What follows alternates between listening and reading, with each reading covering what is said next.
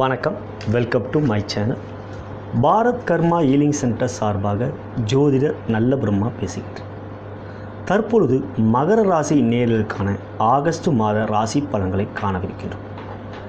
கிரக நிலைகள் என்று பார்க்கின்ற பொழுது உங்களுடைய ராசியாதிபதியான சனீஸ்வர பகவான் 11ஆம் இடத்தில் இருந்து தன்னுடைய 3ஆம் பார்வையான விசேஷ பார்வையாய் உங்களுடைய ராசியை பார்க்கிறார். இது ஒரு வகையிலே சிறப்பான ஒரு அம்சமாகும். மேலும் குரு பகவான் 9ஆம் இடத்தில் இருக்கிறார். பொதுவாக 9ஆம் இடத்தில் குரு பகவான் இருப்பது மிகவும் சிறப்பான ஒரு அம்சமாகும். யோக பலன்கள் கொடுக்கக்கூடிய ஒரு நிலையாகும். குரு பகவான் ராசியிலே எந்த இடத்தில் இருந்தால் மிகுதியான நற்பலன்களை கொடுப்பார் என்றால் அது 9ஆம் இடமாகும். அப்படிப்பட்ட 9ஆம் இடத்திலே குரு பகவான் மிகவும் சிறப்பாக இருந்து அவர் தன்னுடைய விசேஷ பார்வையான 5ஆம் பார்வையாக உங்களுடைய ராசியை பார்க்கிறார். இது மிகவும் சிறப்பான ஒரு அம்சமாகும். ஆகஸ்ட் மாதம் என்று பார்க்கின்ற பொழுது 7ஆம் இடத்தில் செவ்வாய் பகவான் ஆகஸ்ட் மாதம் 27ஆம் தேதி வரை இருக்கிறார். மேலும் அவருடன் சூரிய பகவான் ஆகஸ்ட் மாதம் 17ஆம் தேதி வரை இருக்கிறார். இவ்வாறு இருக்கின்ற நிலையிலே செவ்வாய் பகவான் மற்றும் சூரிய பகவான் பார்வையாகப்பட்டதும் உங்களுடைய ராசிக்கு ஏற்படுகிறது. இவ்வாறு ஒரே நேரத்தில் 4 கிரகங்கள் உங்களுடைய ராசியை பார்க்கிறது. சனீஸ்வர பகவான், குரு பகவான், செவ்வாய் பகவான் மற்றும் சூரிய பகவான். இவ்வாறு 4 கிரகங்கள் பார்க்கின்ற பொழுது எந்த கிரகத்தின் பார்வை மிகுதியான சிறப்பான ஒரு பார்வை என்றால் அது குருவுடைய பார்வை. மேலும் சனீஸ்வர பகவானின் பார்வையாகப்பட்டது பொதுவாக நல்ல பார்வை இல்லை என்றாலும் உங்களுடைய ராசியான மகர ராசியை பார்ப்பது ஒரு மிக சிறப்பான அம்சமாகும். ஆனால் உங்களுடைய ராசிக்கு பகைவரான சூரிய பகவான் மற்றும் செவ்வாய் பகவான் பார்வையும் ஏற்படுகிறது. எனவே தேவையற்ற விதண்டாவாதம் மற்றும் கோபங்கள் ஏற்படும். எனவே அவற்றை நீங்கள் தவிர்க்க வேண்டும். இவை இறை வழிபாடின் மூலம் நீங்கள் சரியாக அவை தவிர்க்க முடியும். சூரிய பகவானின் பார்வையாகப்பட்டது ஆகஸ்ட் மாதம் 17ஆம் தேதி வரை. அதன் பிறகு அவர் கடகத்தில் இருந்து சிம்மத்துக்கு பெயர்ச்சியாகின்றார். எனவே ஆகஸ்ட் மாத ராசி பலன் பார்க்கின்ற பொழுது 8ஆம் இடத்துக்கு வருகின்ற சூரிய பகவான் உங்களுடைய வாக்குஸ்தானமான 2ஆம் இடத்தை மிகவும் பலமாக பார்க்கிறார். ஏனென்றால் அவர் வரப்போகின்ற இடமாகப்பட்டது சிம்மம். சிம்மத்தில் சூரியன் ஆட்சியாகின்றார். உங்களுடைய ராசிக்கு அதிபதியான சனீஸ்வர பகவானுக்கு ஜென்ம பகை யார் என்று பார்த்தால் அது சனீஸ்வர பகவானுக்கு ஜென்ம பகை என்பது சூரியன். எனவே சூரியனின் பார்வையாகப்பட்டது தனம், வாக்கு, குடும்பஸ்தானத்தில் ஏற்படுவதால் நீங்கள் அந்த நேரத்திலே இறை வழிபாடு செய்ய வேண்டும். ஏனென்றால் சூரியனுடைய பார்வையாகப்பட்டது உங்களுடைய முக்கிய இடமான தனம், குடும்பம், வாக்கு, கல்வி போன்ற இடங்களை பார்ப்பதால் அவர் அதை கெடுக்க பார்ப்பார். சூரியனுடைய பார்வையின் கெடுபலன்களை குறைக்க வேண்டுமெனில் நீங்கள் ஆஞ்சநேயரை வழிபட வேண்டும். பொதுவாக சனீஸ்வர பகவானுக்கு யாரை வழிபட்டால் ரொம்ப பிடிக்கும் என்றால் அது ஆஞ்சநேயரை. மேலும் அவரையும் நீங்கள் வழிபடலாம். சனிக்கிழமை தோறும் சனீஸ்வர பகவானுக்கு எல் விளக்கு ஏற்றுவது, அதேபோல் நீல வஸ்திரம் சாத்துவது, மேலும் கருப்பு வஸ்திரம் சாத்துவது இவை சிறந்த ஒரு பலனாகும். பொதுவாக சனீஸ்வர பகவானுக்கு கருங்குவளை பூ என்பது ரொம்ப பிடிக்கும். பொதுவாக அது சிவ ஆலயங்களில் முதலில் விற்கும். அதை நீங்கள் அவருக்கு சாத்துவதன் மூலம் சனீஸ்வர பகவானின் அருளாகப்பட்டது பரிபூர்ணமாக உங்களுக்கு கிடைக்கும். கருங்குவளை என்பது அரிதாக கிடைக்கக்கூடிய ஒரு பூவாகும். பொதுவாக எல்லா இடத்திலும் கிடைக்காது. ஆனால் விசேஷ இடங்களில், அதாவது விசேஷ கோயில்களில், திருத்தலங்களில் உங்களுக்கு அது கிடைக்கும். அவற்றை நீங்கள் சனீஸ்வர பகவானுக்கு சாத்துவதும் கருப்பு வஸ்திரம் சாத்துவதும் ஒரு மிக சிறந்த ஒரு பரிகாரமாகும். இவ்வாறு இருக்கின்ற நிலை வருகின்ற ஆகஸ்ட் மாதம் 18ஆம் தேதி ராகு பகவான் இதுவரை உங்களுடைய ராசிக்கு 8ஆம் இடம் மற்றும் அது உங்களுடைய ராசிக்கு பகை இடமான சூரியனுடைய வீட்டில் இருந்து பல்வேறு விதமான பிரச்சனைகளை கொடுத்தார். ஏனால் பொதுவாக 2இல் கேதுவும் 8இல் ராகுவும் இருப்பது சர்ப்பதோஷம். அவ்வாறு இருக்கின்ற நிலையிலே வருகின்ற ஆகஸ்ட் மாதம் 18ஆம் தேதி அவர் சிம்மத்தில் இருந்து கடகத்துக்கு வருகிறார். மேலும் கேதுவாகப்பட்டவர் கும்பத்திலிருந்து உங்களுடைய ராசியான மகரத்துக்கு வருகிறார். இவ்வாறு இருக்கின்ற நிலையில் நீங்கள் கட்டாயமாக கணபதியை வழிபட வேண்டும். பொதுவாக லக்னத்தில், அதாவது ராசியில் உங்களுக்கு கேது இருக்கிறார். 7ஆம் இடத்தில் ராகு இருக்கிறார். லக்னம் என்பது முக்கியம். உங்களுடைய ஜனன ஜாதகத்திலே எந்த லக்னத்தில் நீங்கள் பிறந்திருக்கிறீர்கள் என்பதை ரொம்ப முக்கியமாக நம்ம கவனிக்க வேண்டும். அது பிறப்பின் ஜாதகம், அதாவது பிறந்த நேரத்தின் அடிப்படையிலே ஏற்படக்கூடிய ஜாதகமாகப்பட்டது தான் துல்லியமாக 100% பலன்களை கூறும். கோச்சாரம் என்பது 30% தான். நான் பல்வேறு முறை அதை கூறியிருக்கிறேன். எனவே உங்களுடைய ஜனன ஜாதகம் எவ்வாறு இருக்கிறது என்பதை காண வேண்டியதும் அவசியமாகும். மேலும் உங்களுடைய ராசிக்கு யோகக்காரகனான சுக்கிர பகவான் அவர்தான் உங்களுடைய ராசிக்கு 5ஆம் இடத்துக்குரியவர் மற்றும் 10ஆம் இடத்துக்குரியவர். அவ்வாறு மிக யோகக்காரகனான சுக்கிர பகவான் 6ஆம் இடமான மிதுனத்தில் இருக்கிறார். ஆகஸ்ட் மாதம் 21ஆம் தேதிக்கு பிறகு அவர் மிதுனத்தில் இருந்து கடகத்துக்கு வருகிறார். கடகத்துக்கு வந்த பிறகு அவருடைய பார்வை உங்களுடைய ராசிக்கு ஏற்படப்படும். ஒரு பக்கம் குருவுடைய பார்வையும் இன்னொரு பக்கம் சுக்கிரனுடைய பார்வை இருக்கிறது. மேலும் உங்களுடைய ராசியாதிபதியான சனீஸ்வர பகவானும் உங்களோட ராசியை பார்ப்பதால் ஆகஸ்ட் மாதம் 21ஆம் தேதிக்கு பிறகு மிக விசேஷமான ஒரு நற்செய்தி உங்களுக்கு கிடைக்கும். எனவே அவற்றை நீங்கள் சரியாக பயன்படுத்திக் கொள்ள வேண்டும். பொதுவாக இங்கு பார்க்கின்ற பொழுது 8ஆம் இடம் மற்றொரு யோகக்காரகனான புதன் பகவான் அவர்தான் உங்களுடைய ராசிக்கு 9ஆம் இடத்துக்குரியவர். அவர் 8ஆம் இடத்தில் இருக்கிறார். பொதுவாக மறைந்த புதன் நிறைந்த தனம் என்பார்கள். 8ஆம் இடத்தில் இருக்கின்ற புதன் பகவான் மாதம் முழுவதும் உங்களுடைய ராசிக்கு 2ஆம் இடமான தனஸ்தானத்தை பார்ப்பதால் தனவரவுக்கு குறைவு இருக்காது. இருந்தாலும் செவ்வாயோடைய பார்வை உங்களுடைய ராசிக்கு 7ஆம் பார்வையாகவும் இன்னொரு பார்வை விசேஷ பார்வையாக 8ஆம் பார்வையாகவும் அவரும் தனஸ்தானத்தை பார்க்கின்றார். ஆகஸ்ட் மாதம் 27ஆம் தேதி வரை செவ்வாயுடைய 8ஆம் பார்வையாக உங்களுடைய தனஸ்தானத்துக்கு இருக்கிறது. ஆனால் உங்களுடைய ராசிக்கு யோகக்காரகனான புதன் பகவானின் பார்வை 2ஆம் இடத்துக்கு இருப்பதால் இந்த மாதம் உங்களுக்கு தன வரவிலே எந்த விதமான குறையும் இருக்காது. மிக நல்ல விஷயமாக இருக்கும். தனவரவு நன்றாகவே இருக்கும். பொதுவாக 8ஆம் பார்வையாக செவ்வாயோட பார்வை பார்ப்பதால் சிறு பிரச்சனை இருப்பதால் நீங்கள் முருகப்பெருமானை வழிபட வேண்டும். பொதுவாக மகர ராசியை பொறுத்தவரை சனீஸ்வர பகவான் பகையாளி. ஆகையால் முருகப்பெருமானை வழிபடுவர். கடவுள் என்பவர் பகையே கிடையாது. எந்த கடவுளையும் நாம் கும்பிடலாம். ஆனால் கிரகங்கள் என்பதுதான் பகை. ஏனென்றால் இப்போ நீங்கள் நவகிரகம் சென்று செவ்வாயை வழிபடக்கூடாது. ஆனால் நீங்கள் முருகரை வழிபடுவதனால் செவ்வாயால் ஏற்படக்கூடிய கெடுபலன்கள் குறையும். எனவே நீங்கள் முருகப்பெருமானை வழிபடுவதன் மூலம் செவ்வாய் பகவானால் ஏற்படக்கூடிய கெடுபலன்கள் நிச்சயமாக உங்களுக்கு குறையும். இதுவரை நாம் பார்க்கின்றது எல்லாம் கோச்சார பலன்கள். பொதுவாக நாம் பார்க்கின்ற கிரகங்கள் எல்லாம் பார்க்கின்ற பொழுது குருவாகப்பட்டவர் மிக சிறந்த இடத்தில் மாதம் முழுவதும் இருக்கிறார். சனீஸ்வர பகவானும் 11ஆம் இடத்தில் இருந்து அவர் இருக்கின்றார். வருகின்ற அக்டோபர் மாதம் தான் அவர் பயிற்சியாகிறார். அதுவரை அவர் 11ஆம் இடமான லாபஸ்தானத்தில் இருந்து நல்ல பலன்களை தான் உங்களுக்கு செய்வார். குருவுடைய பார்வையும் இருக்கிறது. ஆகஸ்ட் மாதம் 21ஆம் தேதிக்கு பிறகு சுக்கிரனுடைய பார்வையும் கிடைக்கப் போகிறது. எனவே மாதத்தின் முற்பகுதியிலே சூரிய பகவான் 7ஆம் இடத்தில் இருந்து உங்களுடைய ராசியை பார்த்தாலும் மாதத்தின் பிற்பகுதியில் அவர் 8ஆம் இடத்துக்கு வருவதால் நீங்கள் சனீஸ்வர பகவானுக்கு சனிக்கிழமை தோறும் வழிபடுவதால் உங்களுடைய ராசியாகப்பட்டது மிகவும் பலம் பெறும். ஆகையால் நீங்கள் சனீஸ்வர பகவானை வழிபட வேண்டும். இதுவரை நாம் கண்டது பொதுவான பலன்கள். இனி துறை ரீதியாக பலன்களை காணலாம்.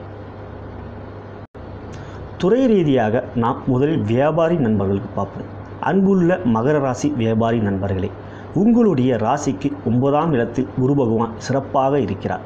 அவருடைய விசேஷ பார்வையான 5ஆம் பார்வையால் உங்களுடைய ராசி பார்க்கப்படுவதால் உங்கள் ராசி புனிதமாகிறது. பொதுவாக நவகிரகங்களிலே முழு சுபர் யார் என்று பார்த்தால் அது குரு பகவான். அவருடைய பார்வை எந்த இடத்துக்கு வருகிறதோ அந்த இடமாகப்பட்டது மிகவும் சிறப்பாகவும் புனிதமாகவும் ஆகிறது.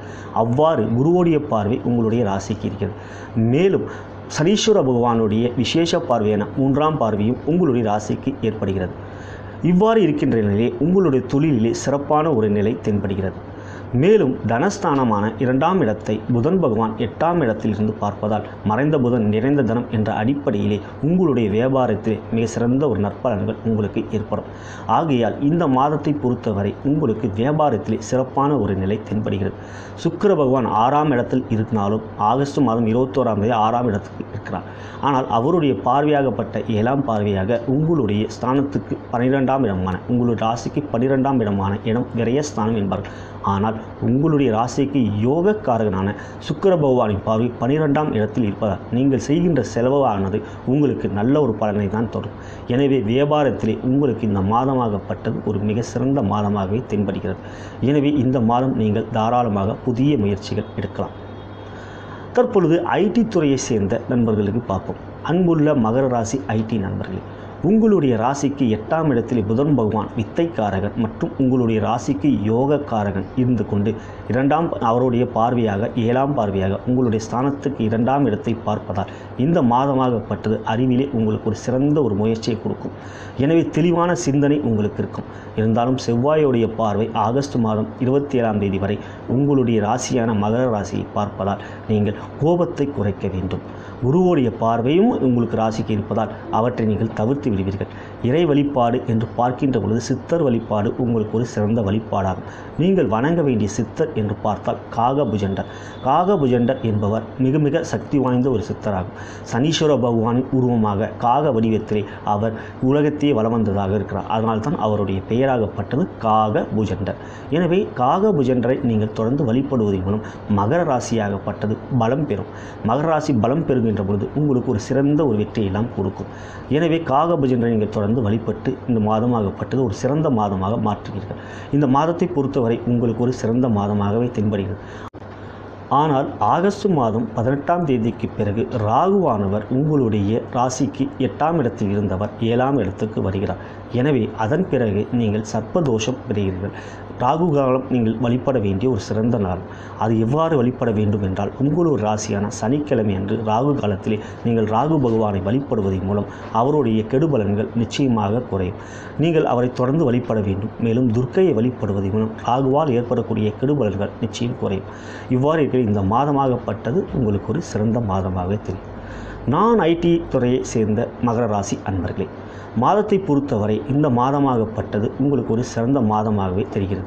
8ஆம் இடத்தில் இருக்கின்ற புதன் பகவான் யோகக்காரகனான மறைந்த புதன் நிறைந்த தரம் என்ற அடிப்படையிலே உங்களுக்கு ஒரு சிறந்தான ஒரு பேச்சாற்றலையும் நட்புறவையும் கொடுப்பார். எனவே நீங்கள் வேலை பார்க்கின்ற இடத்திலே உங்களுக்கு ஒரு சுமூகமான சூழ்நிலையை கொடுப்பார். இருந்தாலும் செவ்வாயோட பார்வை உங்களுடைய ராசிக்கு இருப்பதால் கோபம் என்பதை கட்டுப்படுத்த வேண்டும். குருவுடைய பார்வையும் இருக்குது. பொதுவாக 12 ராசியிலே அதிக கிரகங்கள் இப்போது யாரை பார்க்கிறார்கள் என்றால் அது மகர ராசி தான். எனவே இந்த மாதமாகப்பட்டது உங்களுக்கு ஒரு சிறந்த மாதம் தான். குருவுடைய பார்வை இருப்பதால் மேலதிகாரிகள் உங்களிடம் நட்புறவு கொள்வார்கள். ஆகஸ்ட் மாதம் 17ஆம் தேதிக்கு பிறகு சூரிய பகவான் ஆட்சியாக 8ஆம் இடத்துக்கு வந்த பிறகு உங்களுடன் உடன் பணிபுரிவதால் தேவையற்ற வாதங்கள் செய்ய வைப்பார். எனவே சூரிய பகவானுக்கான பிரீத்தி என்று எடுத்துக்கொள்கின்ற பொழுது ஞாயிற்றுக்கிழமை அன்று நீங்கள் அவரை வழிபடுவது நல்லது. ஆனால் மகர ராசியை பொறுத்தவரை சூரிய பகவான் என்பவர் ஜென்ம பகை. ஆகையால் நீங்கள் வழிபட வேண்டிய முறை என்றால் குருவோடைய ஓரையான 11 to 12 அதாவது ஞாயிற்றுக்கிழமை அன்று 11 to 12 அப்பொழுது நீங்கள் சூரிய பகவானை வழிபடுவதால் அல்லது சிவனை வழிபடுவதால் நீங்கள் சூரியனால் ஏற்படக்கூடிய கெடுபலன்கள் குறையும். பொதுவாக இந்த மாதத்தை பொறுத்தவரை உங்களுக்கு ஒரு சிறந்த மாதமாகவே இருக்கிறது. பெண்களுக்கான பலன்கள் என்று பார்க்கின்ற பொழுது முதலில் நாம் திருமணமான பெண்கள் என்று பார்க்கின்ற பொழுது 9ஆம் இடத்தில் இருக்கின்ற குரு பகவான் உங்களுடைய ராசியை பார்ப்பதாலும் உங்களுடைய ராசிக்கு யோகக்காரகனான புதன் பகவான் அவருடைய பார்வையாக 7ஆம் பார்வையாக உங்களுடைய குடும்பஸ்தானத்தை பார்ப்பதால் குடும்பத்திலே மகிழ்ச்சி நிலவும். இருந்தாலும் உங்களுடைய ராசிக்கு பகை கிரகமான செவ்வாய் பகவானுடைய விசேஷ பார்வையாக 8ஆம் பார்வையாகவும் உங்களுடைய குடும்பஸ்தானத்தை பார்க்கிறார். எனவே நீங்கள் தேவையற்ற வாதங்கள் செய்ய வேண்டாம். ஆனால் புதனுடைய பார்வை இருப்பதால் நீங்கள் எல்லாரையும் சமாளிப்பீர்கள், எவற்றையும் நீங்கள் எதிர்கொள்வீர்கள். எனவே இந்த மாதம் உங்களுக்கு ஒரு சிறப்பான மாதமாகவே தெரிவிக்கிறது. கலத்திரக்காரகன் மற்றும் சுக்கிர பகவான் உங்களுடைய ராசிக்கு யோகக்காரகன் 6ஆம் இடத்தில் இருப்பவர் ஆகஸ்ட் மாதம் 21ஆம் தேதிக்கு பிறகு அவர் 7ஆம் இடத்துக்கு வருகிறார். அது ஒரு சிறப்பான ஒரு பயிற்சியாகும். மேலும் உங்களுடைய ராசிக்கு 8ஆம் இடத்தில் இருக்கின்ற ராகு பகவான் ஆகஸ்ட் மாதம் 18ஆம் தேதிக்கு வந்து உங்களுடைய ராசிக்கு 7ஆம் இடத்துக்கு வருகிறார். இதுவரை அவர் 8ஆம் இடத்தில் இருந்து தன்னுடைய பார்வையாக 7ஆம் பார்வையாக உங்களுடைய குடும்பஸ்தானத்தை பார்த்து சிறு சிறு பிரச்சனைகளை குடும்பத்தில் கொடுத்திருப்பார்.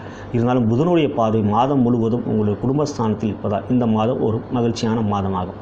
நீங்கள் வேலை பார்ப்பவர் என்றால் உங்களுடைய ராசிக்கு 9ஆம் இடத்தில் இருக்கின்ற குரு பகவான் பார்வையும் உங்களுடைய ராசியாதிபதியான சனீஸ்வரருடைய பார்வையும் உங்களுடைய ராசிக்கு ஏற்படுவதால் அது நல்ல வகையில் உங்களுக்கு நன்மையை கொடுக்கும். சனியுடைய பார்வை உங்களுக்கு இருக்கிறது. அவருடைய பார்வையானது தன்னுடைய சொந்த ராசியை பார்ப்பதால் மிக சிறந்த பலன்களை தான் அவர் கொடுப்பார். மேலும் குரு பகவானின் பார்வையாகப்பட்டது சிறப்பான பார்வை. எனவே இந்த மாதம் வேலை பார்க்கின்ற இடத்திலே உங்களுக்கு எந்த விதமான பிரச்சனை இருக்காது. ஆனால் அக்டோபர் மாதம் 26ஆம் தேதி வரை அவர் 11ஆம் இடத்தில் சனீஸ்வர பகவான் இருப்பதால் சிறந்த பலன்களை தான் உங்களுக்கு கொடுப்பார். ஆகஸ்ட் மாதம் 18ஆம் தேதிக்கு பிறகு ராகு பகவான் தன்னுடைய 8ஆம் இடத்தில் உங்களுடைய ராசிக்கு 8ஆம் இடத்தில் இருந்து அவர் 7ஆம் இடத்துக்கு வருவார். அதன் பிறகு நீங்கள் துர்க்கையை வழிபடுவது நல்லது. வெள்ளிக்கிழமை அன்று ராகு காலத்திலே 10:12 அன்று நீங்கள் ராகு பகவான் அல்லது துர்க்கையை வழிபடுவது மூலம் ராகுவால் ஏற்படக்கூடிய கெடுபலன்கள் குறையும். உங்களுடைய ராசிக்கு யோகக்காரகன் சுக்கிர பகவான் ஆகியால் வெள்ளிக்கிழமை நீங்கள் ராகு காலத்திலே சுக்கிர பகவான் மற்றும் ராகு பகவானை வழிபடுவதன் மூலம் நீங்கள் நல்ல பலன்களை எதிர்பார்க்கலாம். திருமணம் ஆகாத பெண்கள் என்று எடுத்துக்கொள்கின்ற பொழுது குருபலன் மிக சிறப்பாக இருக்கிறது. இருந்தாலும் கலத்திரக்காரரான சுக்கிர பகவான் உங்களுடைய ராசிக்கு யோகக்காரன். அவர் 6ஆம் இடத்தில் இருப்பவர். ஆகஸ்ட் மாதம் 21ஆம் தேதிக்கு பிறகு 7ஆம் இடத்துக்கு வருகிறார். அந்த இடம்தான் திருமணத்தை குறிக்கக்கூடிய இடம். எனவே ஆகஸ்ட் மாதம் 21ஆம் தேதிக்கு பிறகு உங்களுக்கு ஒரு நல்ல செய்தி கிடைக்கும். திருமணத்துக்கு முயற்சிப்பவர் எளிதாக அது கைகூடக்கூடிய ஒரு சிறந்த நேரமாக ஆகஸ்ட் மாதம் 21ஆம் தேதி பிறகு உங்களுக்கு ஏற்படுகிறது. மாணவர்கள் என்று எடுத்துக்கொண்டால் கல்விக்காரனான புதன் பகவான் உங்களுக்கு 8ஆம் இடத்தில் இருந்து கல்வி ஸ்தானமான 2ஆம் இடத்தை பார்க்கிறார்.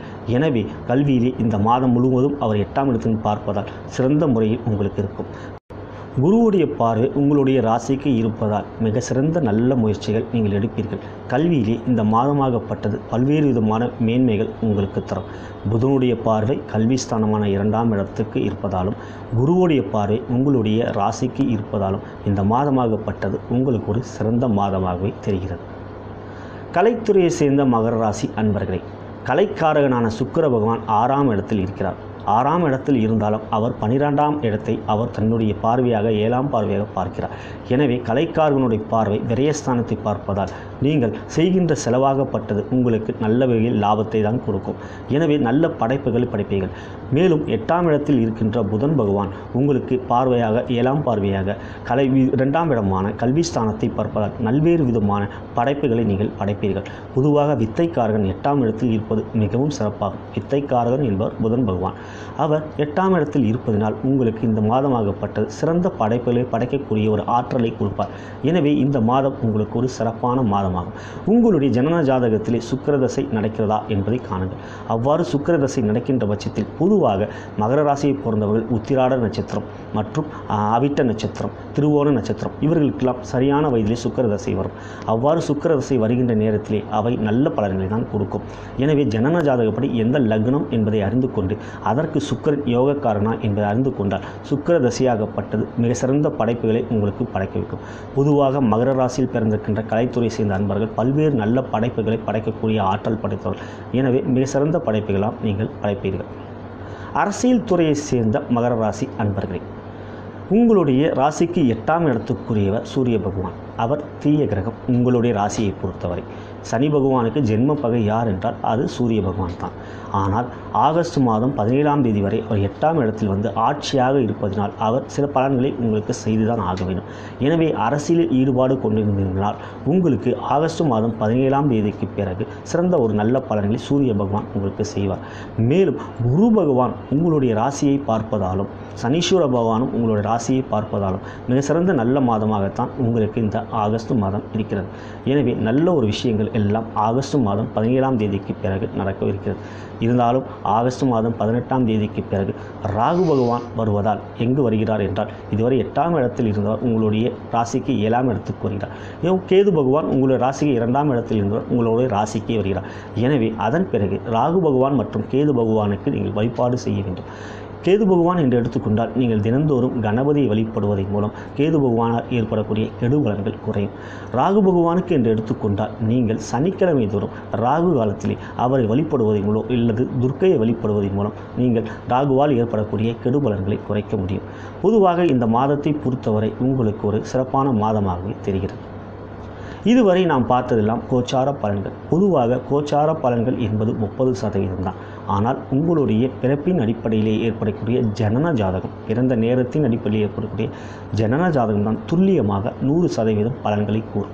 உங்களுடைய ராசியை பொறுத்தவரை நீங்கள் பிறந்திருக்கிற நட்சத்திரமாகப்பட்டது உத்திராட நட்சத்திரம், அவிட்ட நட்சத்திரம், திருவோண நட்சத்திரம். அதாவது உத்திராடம், திருவோணம், அவிட்டம். இவ்வாறு இருக்கின்ற நிலையில் நீங்கள் பிறந்தது சூரிய தசை அல்லது சந்திர தசை அல்லது செவ்வாய் தசையில் தான் நீங்கள் பிறந்திருப்பீர்கள்.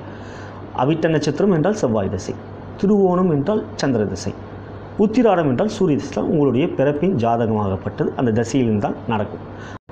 அவ்வாறு இருக்கையிலே உங்களுக்கு மத்தியம வயதிலே ராகு தசை வரும். செவ்வாய் தசைக்கு அடுத்தது ராகு தசை. எனவே மத்தியிலே ராகு தசை அல்லது குரு தசை அல்லது சனி தசை வரும். எனவே ஜனன ஜாதகத்திலே உங்களுடைய லக்னத்தின் அடிப்படையிலே ராகு பகவான் எவ்வாறு இருக்கிறார், குரு பகவான் எவ்வாறு இருக்கிறார், சனீஸ்வர பகவான் எவ்வாறு இருக்கிறார் என்பதை அறிந்து கொள்வது நல்லது. அந்த கிரகமாகப்பட்டது ராகுவோ குருவோ சனியோ உங்களுடைய லக்னத்தின் அடிப்படையில் யோகக்காரர்களாக இருந்தால் அந்த திசையானது சிறப்பாக இருக்கும். பொதுவாக ராகு தசை என்பது 18 வருடம், குரு தசை என்பது 16 வருடம், சனி தசை என்பது 19 வருடம். இவ்வாறு மிக நீண்ட வருடங்கள் நடக்கக்கூடிய திசைகள் நன்றாக இருக்கிறதா என்பதை அறிந்து கொண்டு எந்த புத்தி நடக்குது, தசா புத்தி அந்திரம், அவ்வாறு திசையாகப்பட்ட ராகு தசையோ குரு தசையோ சனி தசையோ நன்றாக இருக்கிறது என்றால் மிக சிறந்த பலன்களை கொடுக்கும். புத்தியாகப்பட்டதும் யோகமாக இருந்ததால் உங்களுக்கு மிக மிக நல்ல பலன்கள் ஏற்படும். எனவே உங்களுடைய ஜனன ஜாதகத்தை ஒரு முறையாவது ஒரு தகுந்த ஜோதிடரும் சென்று எவ்வாறு திசை நடக்கிறது என்பதை அறிந்து கொள்ளுங்கள். கோச்சார ரீதியாக மிக சிறந்த பலன்களை எல்லாம் பெறப்போகின்ற நீங்கள் உங்களுடைய ஜனன ஜாதகத்தை நன்றாக இருக்கிறது என்றால் புதிய முக்கிய முடிவுகள், நல்ல முடிவுகள், புதிய வீடு வாங்குவது, வாகனம் வாங்குவது, புதிய முதலீடுகள் செய்வதை நீங்கள் தாராளமாக செய்யலாம். எனவே நல்ல ஒரு ஜோதிடரும் உங்களுடைய ஜாதகத்தை காட்டி எவ்வாறு இருக்கிறது தசை புத்தி அந்திரம் என்பதை அறிந்து கொள்ளுங்கள். நீங்கள் என்னிடம் ஜோதிடம் பார்க்க விரும்பினால் நீங்களும் என்னை தொடர்பு கொள்ளலாம். நானும் உங்களுடைய ஜனன ஜாதகத்தை எவ்வாறு இருக்கிறது என்பதை பார்த்து எவ்வாறு பலன்கள் ஏற்படும் என்பதை நான் உங்களுக்கு எடுத்து கூறுவேன். என்னை நீங்கள் தொடர்பு கொள்ள விரும்பினால் கீழே இருக்கின்ற அலைபேசி எண்ணிலே என்னை அழைக்கலாம். மேலும் வாட்ஸ்அப்பில் என்னை தொடர்பு கொள்ளலாம். நான் சென்னையில் இருப்பதால் சென்னையில் இருக்கும் நேயர்கள் என்னை நீங்கள் நேரிலும் வந்து பார்க்கலாம்.